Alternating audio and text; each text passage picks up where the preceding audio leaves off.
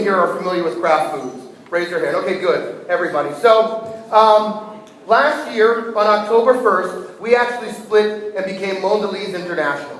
The fast-moving snacks business came with us. So brands that have been beloved to Brazil are now continue to be a part of our portfolio. So brands like Trident, brands like Lacta, brands like Oreo, brands like Club Social, which is being served out there, are now a part of Mondelez International.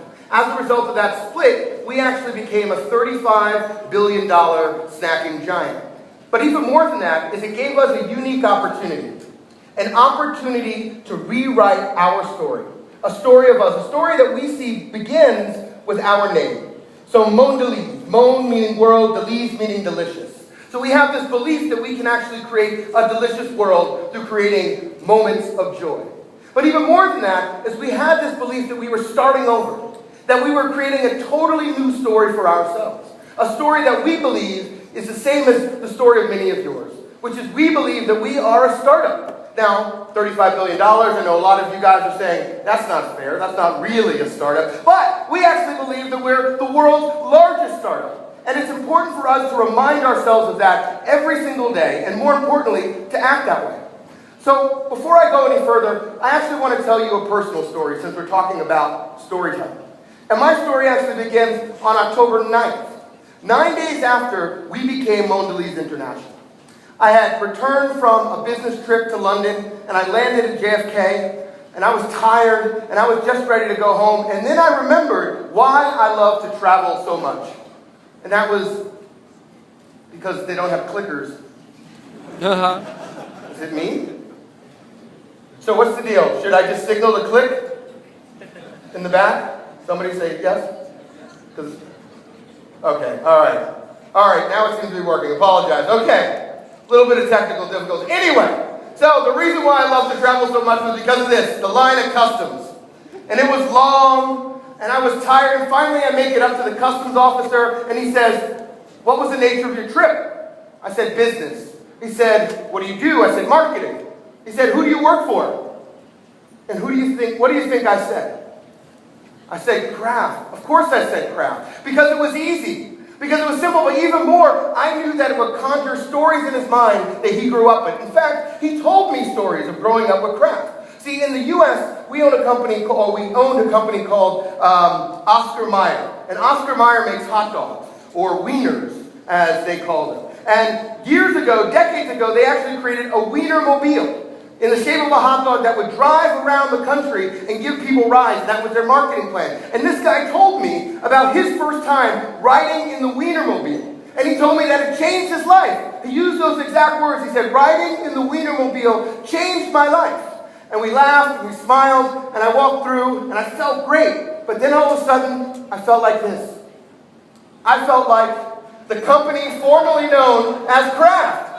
Just like Prince, the artist formerly known as Kraft. Here was my time, my moment to tell our story. And I failed. I failed to tell a story that's very simple. A story that believes in delicious world, but even more importantly, a story that is transformational for us because it's allowing us to build a culture of acting like a startup. And this was my moment. And instead of being proud, I stood there and I looked like Prince. But it are these stories, we can no longer fail because it is these stories that help to shape the culture of an organization. And in fact, these stories that shape organizations come from the heart. And the heart of any organization are its employees. And the best stories will be those that represent our passions. Those that describe the less tangible reasons why we make business decisions. Those that represent our dreams and our aspirations. Those that focus on future state rather than current. If we want to be the world's largest startup, then we have to act and believe that we are. Let me tell another little story. A person who works for us named Aliza. Aliza runs brand strategy. And when people ask her, who does she work for? She stands proud and she says, I work for Mondelez International, the world's largest startup, run by a C-suite of women. A company that is actually transforming marketing on a day-to-day basis that has some of the world's most beloved brands.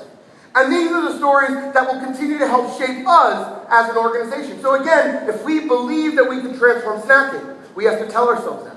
If we believe that we can transform marketing, these are the stories that we have to tell ourselves. We believe we're a startup.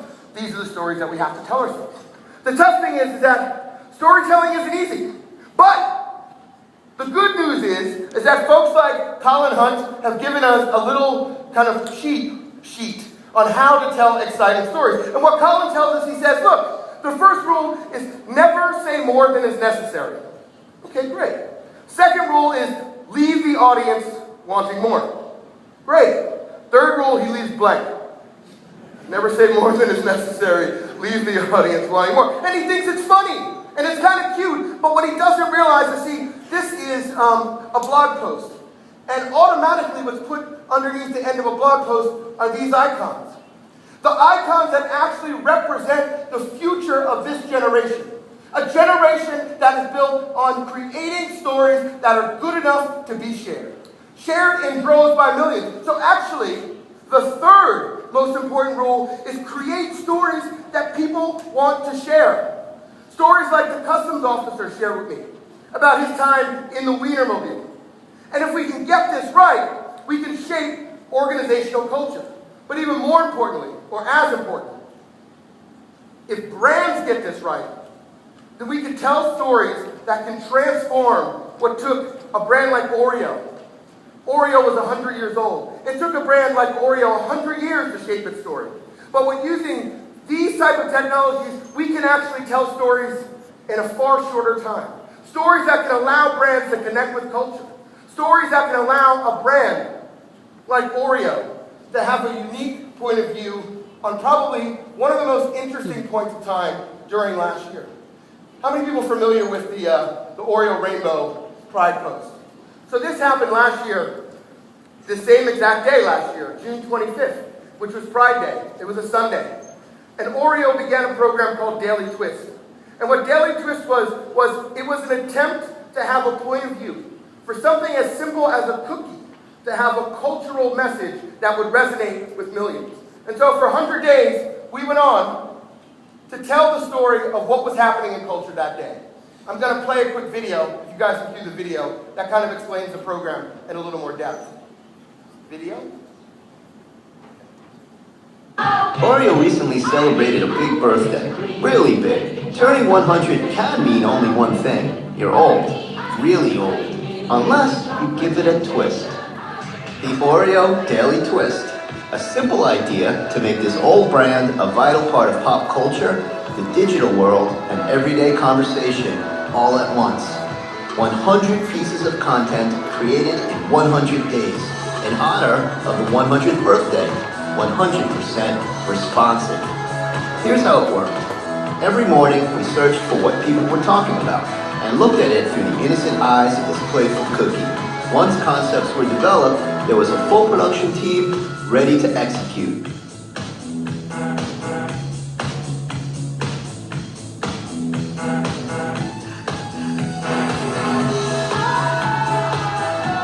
By the end of the day, we pushed the twist out to Oreo's 30 million Facebook, Pinterest, and Twitter followers and archived it on Oreo's online hub. How did we kick it off? Well, maybe you heard about that.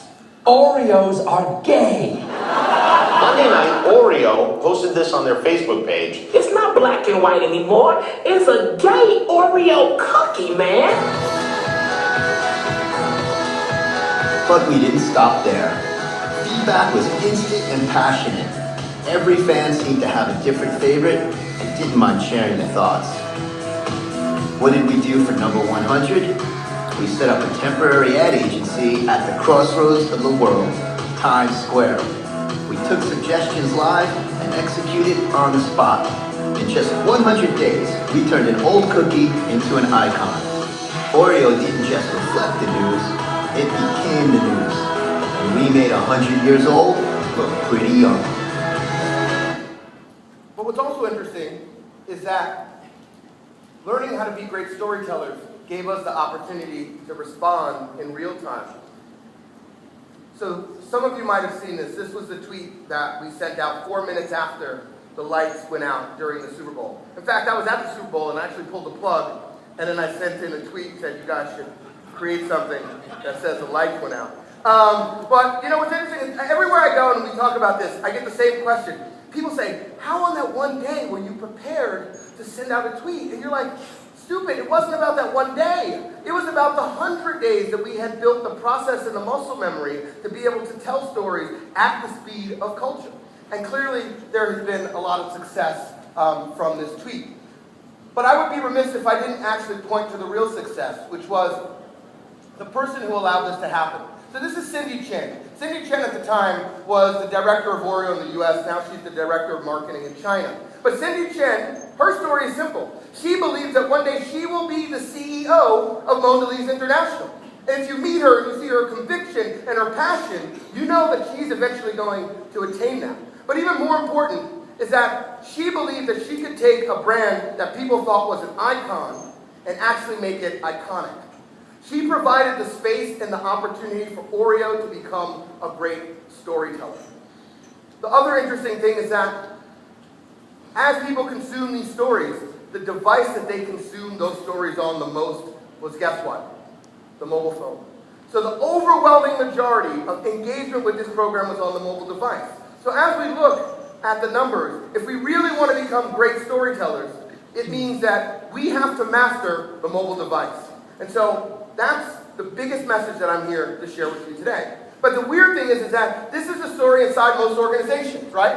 Most organizations, there's somebody at the head of the table who says, I think we need a mobile strategy. And then finally somebody looks up from their device and they say, sorry, did you say something?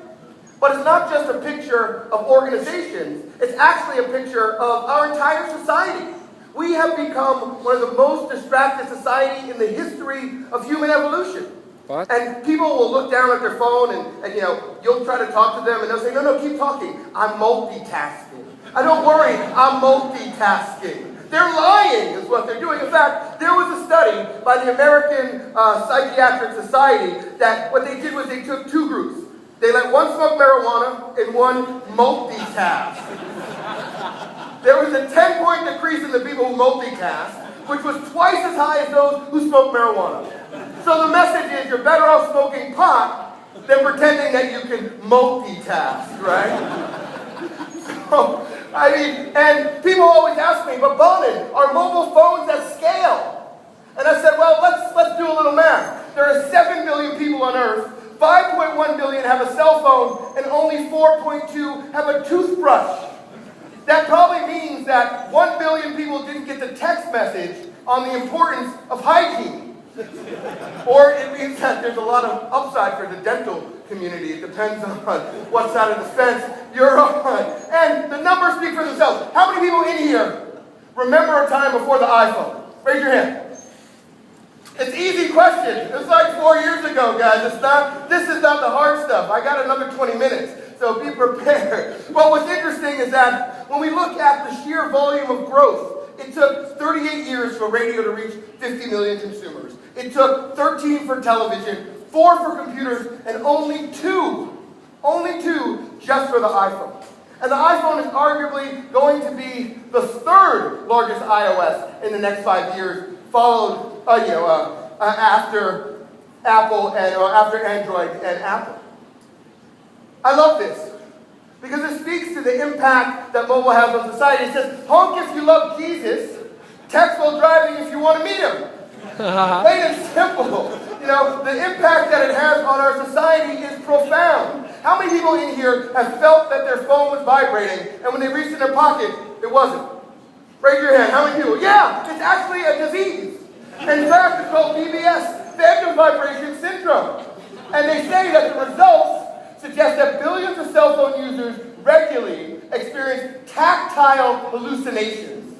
And thus have something vaguely common to what meth addicts feel. And so, they have insects and things crawling up and down. So basically, it's like mobile phone is basically like a gateway drug. And there's some guy on the corner like, oh, just give me a text message, please. Just send me a tweet, please. I just need to use my mobile phone, please. I'm dying over here, scratching and itching. But this is the type of impact that this has on us as a society. And the funny thing is, this nice gray-haired gentleman is the person who we have to blame. He's the person who at Motorola in 1976, Mr. Cooper invented the mobile phone. But what's interesting is he thought, when you talk to him or when you see the interviews, I haven't talked about, but when you see the interviews, he said that he was just building a new mode of human communication. He just thought it was a better telephone.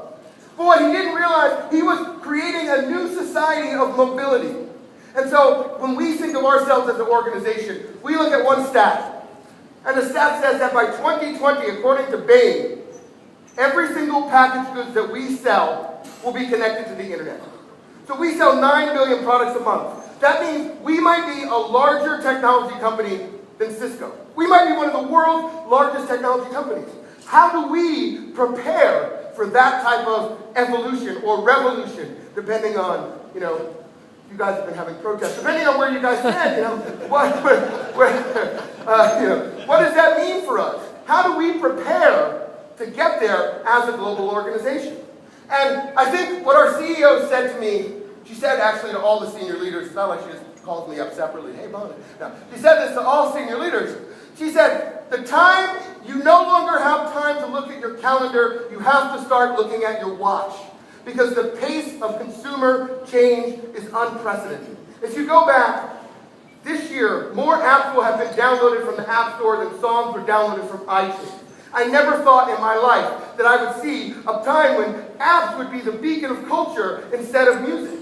Last year at CES Consumer Electronics Show, earlier this year, there were 700 tablets. Folks like Kodak had a tablet. They didn't even have a company. They were bankrupt. But I guess if you have a tablet, maybe this thing will work out for us. Maybe if we get this tablet going, something's going to happen for us. So, how are we trying to cope with this? One simple approach, which is getting to 10. So, the same time that we became a new organization, we announced our commitment to investing 10% of all of our media in mobile. Not of digital, but of all of our media globally in mobile. Because not only do we see the importance, but we understand that aspirations without allocations are meaningless. You have to devote resources, you have to devote effort if you want to win in this changing environment. And so why mobile? You guys know the answer, but it's pretty simple. Look, for the consumer, it's their preference, it's convenience, it's personal. It's the only device that you have with you from the time you wake up to the time you sleep, and it's less than 3 feet away. For business, there's unparalleled and untapped opportunity.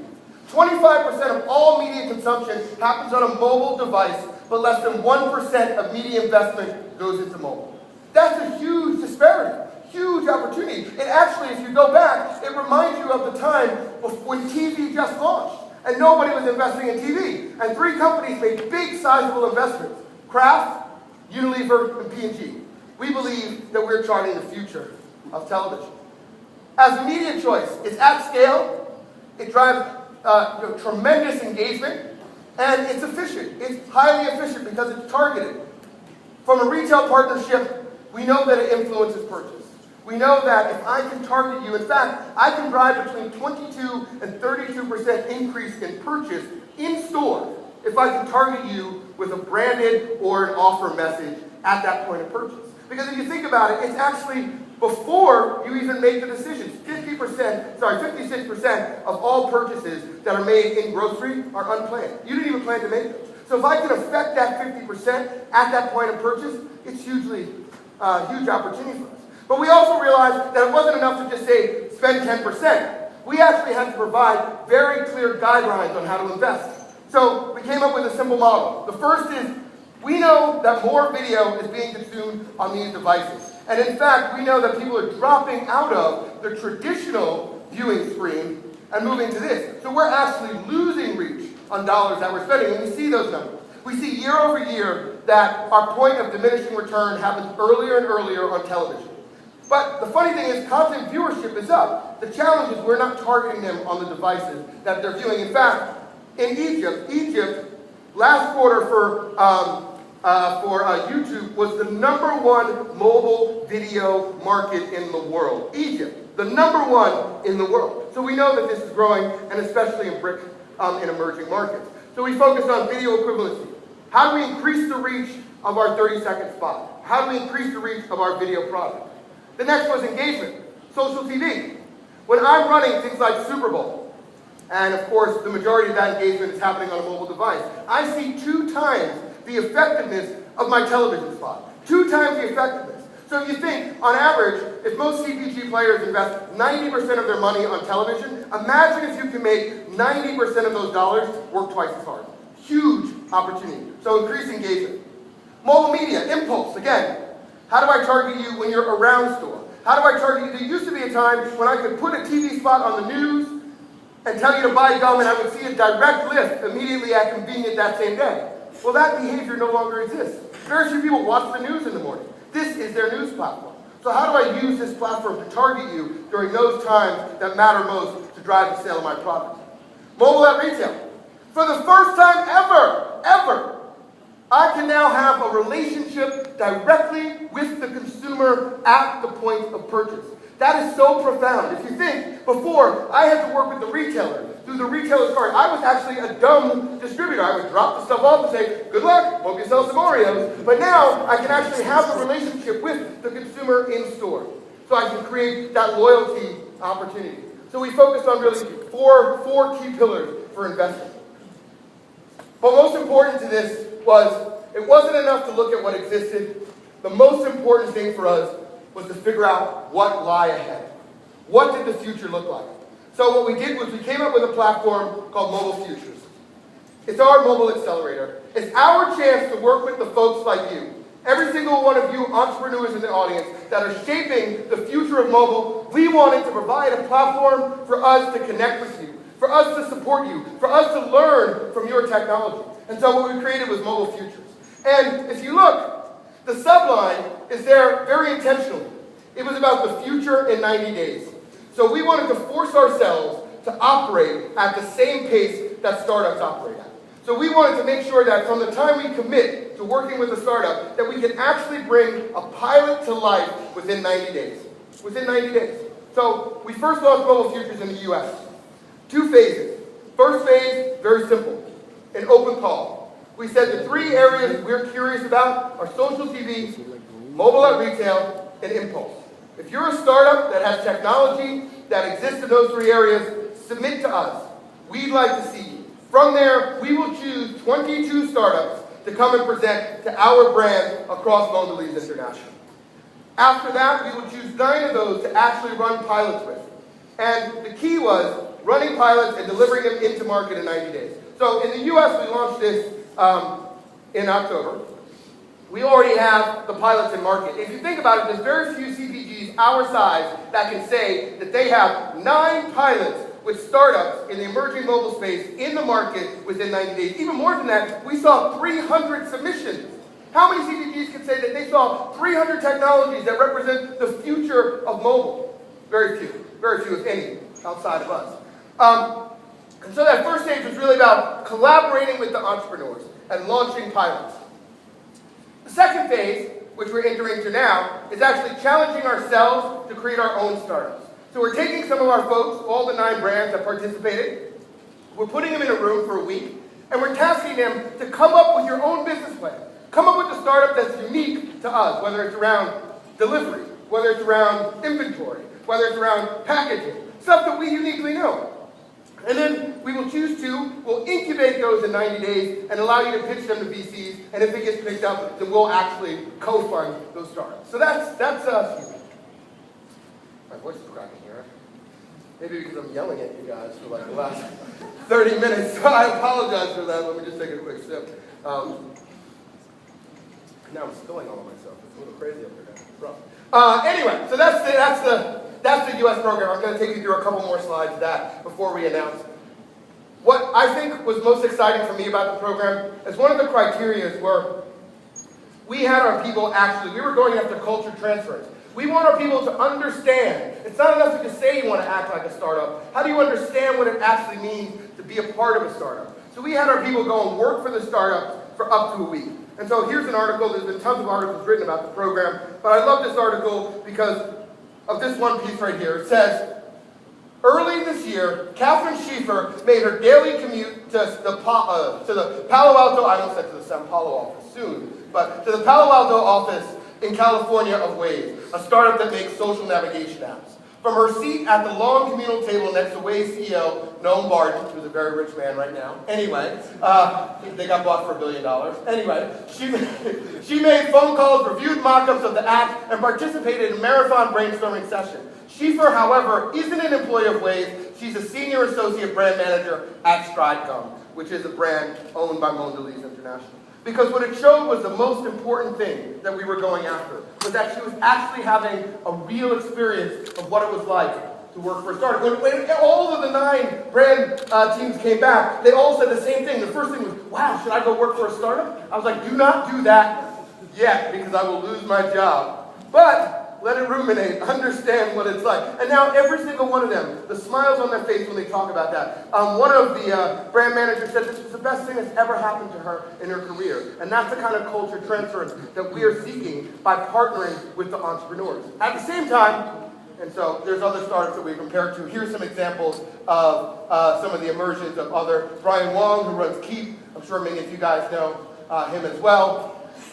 Here were the startups that were actually chosen, endorsed, Daily Break, Banjo, Listener, In Market, Shelby. I won't go through all of those because I'm going to run out of time. But what I thought was one of the other great pieces was how much attention it brought to the startups. So the platform not only provided guaranteed funding, not only provided the pace and speed so that we don't waste your time, so we actually put a real pilot into market, but it also provided an opportunity for awareness of what your company was doing. So we pitched this to anybody who was willing to listen. And what was great is every single one of those articles featured a startup like Waze and one of our people. And that was the whole goal, was to build a platform to help guarantee the success of not just our pilot, but of the startups. Because we really started from a place where we want to build a program that was going to be successful for all of us in combination. So, with that, I am very proud and happy to present to you guys today Mobile Futures Brazil. I'm going to let the video speak, then I'm going to tell why we chose Brazil and why it's so important for us to have all of your participation today. So, without further ado, can you play the video? Without further ado, can you play? No. I'm just going to have to go back there and play.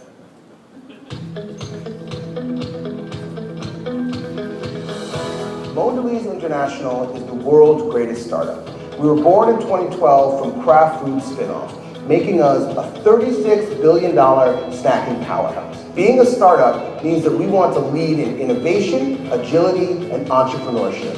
Brazil is now the largest emerging market for Mondelez International. We create delicious moments of joy through some of the country's most beloved brands. This is why Brazil was chosen to be one of the first markets after the US to implement Mobile Futures. The country is growing fast, together with our company and the mobile marketing space. Mobile Futures stimulates entrepreneurship by collaborating with some of the best and brightest minds in the mobile marketing space, in turn fostering a culture of entrepreneurship that will help lead Mondelez International into the future. Atualmente, investimos cerca de 15% da verba de marketing digital. Estudos apontam que até o final de 2013, o Brasil será o 5º maior mercado de mobile do mundo. E a Mondelez Brasil acredita nessa tendência. Os brasileiros têm uma vocação natural para entender e explorar a web, 2 características que se encaixam perfeitamente no conceito do Mobile Futures Brasil. We're looking for the best partners in some of the most exciting areas in mobile to create brand pilots that can be quickly activated in market within 90 days.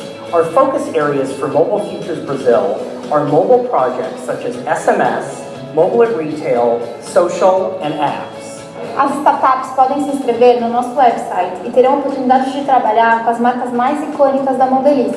As escolhidas farão 2 dias de apresentações para o time do Mobile Futures.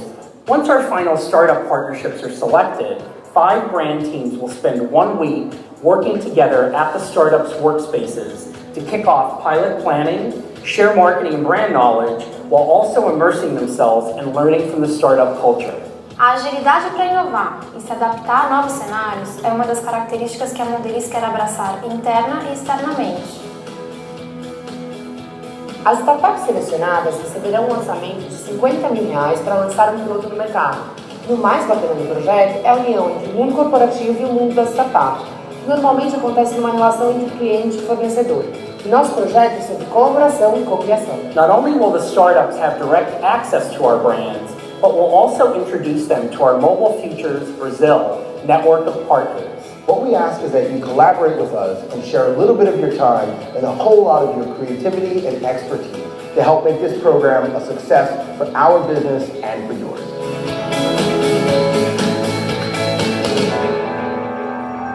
It's so vain of me to stand up there and talk to you and then show you a video where I'm in the video as well. I apologize. I deeply apologize for that. But we're excited to announce Mobile Futures Brazil here, and I think, we underscored it in the video, but Brazil clearly one of the fastest growing mobile marketplaces in the world. For us, it's our 4th largest market and our #1 brick market. And quite frankly, we feel that we have some of Brazil's most beloved brands, and we'd like to partner with some of the world's greatest entrepreneurs to help bring those brands to the next level when it comes to mobile. What I'm going to do now is talk a little bit about what I think, from our perspective, is one of the more important portions of the program, is our partners. So what we tried to do, both in the US and in Brazil, was find the folks that were a part of this startup community. Find the folks that could help shape the program to make sure that it was going to be the most successful for all of the startups. But also provide all of the startups that were going to partner with us access to the network of folks that are shaping the marketplace for mobile in Brazil. I'm going to walk quickly through how the program works. We have 4 focus areas. So if you're a startup that fits into one of these areas, then we want to hear from you. Mobile projects such as social, text, retail, and apps. The project has 3 phases. The first is attraction, select, and match the startups to brands. So as of today, when I share at the end the website, you will be able to submit, and it closes in late July, and then we will have the presentation where you present, and we will choose 5 startups to move forward with us. We will then take 90 days to activate 1-week culture immersion. We're also asking the startups to come and work with us in our offices for a number of days. So this way, not only do you get a chance to be close to the team, but you get a chance to have access to the entire mondelez network and a deeper relationship with our business. It's very important for us to make sure that you guys are provided with as much resources as possible.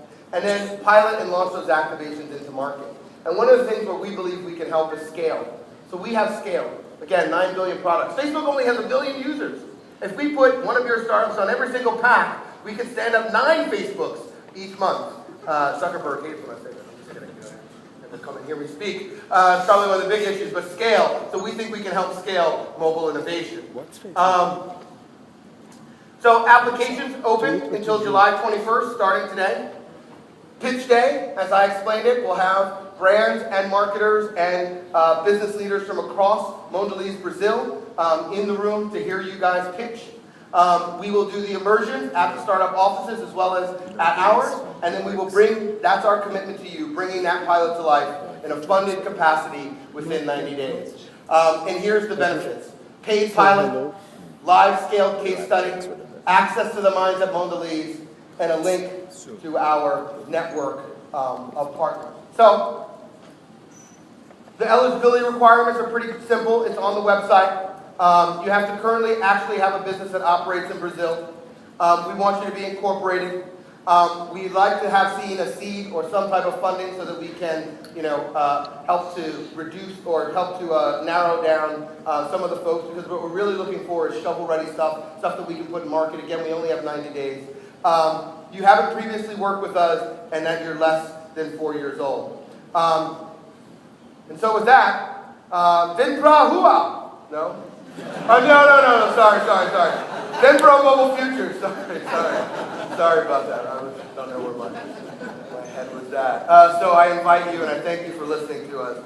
And we invite you to apply, and we're very excited. I also want to ask Natasha to stand up. Natasha Volapini from Brazil, who's actually running Mobile Futures. Yes, please, a big round of applause. I just showed up with a couple of jokes, but she actually made it all happen. And then Ed Fitzmarik, if you could stand up really quickly too. So Ed's on my team, and he ran Mobile Futures US and has worked with Natasha. But Natasha is the brave soul who will be working with all of you guys. Well, I'm on a plane back to New York. So I want to leave you with just one thought, which is that we firmly believe that the best way to predict the future is to invent it. And so we invite all of you to help us predict, or better yet, invent the future. So, thank you again. Brazil, it's been wonderful.